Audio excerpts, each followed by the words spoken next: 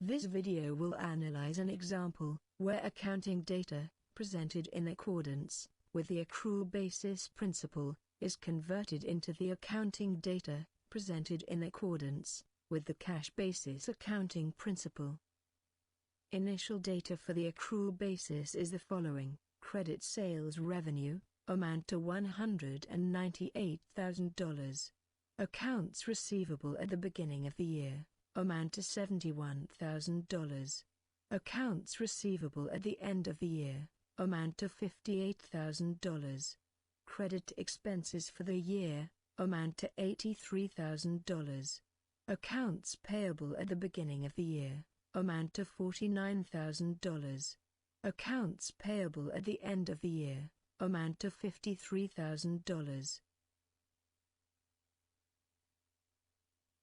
The question of this task is to calculate how much revenue the entity earned in accordance with the cash basis accounting, and also calculate how much expenses the entity has incurred in accordance with the cash basis accounting.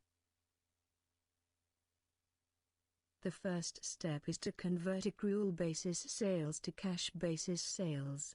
For this purpose we will have to calculate how much revenue should be recognized, taking into account only cash criteria. This means that revenues will include only those amounts which were already received in cash. To make such a calculation we will use information about accounts receivable.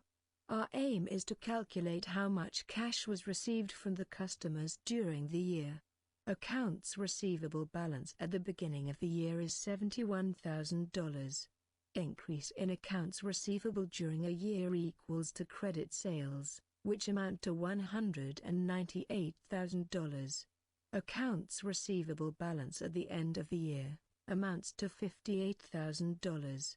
Using this data we are able to calculate how much customers paid in cash during the year. We take opening balance, add credit sales to it and deduct ending balance from it.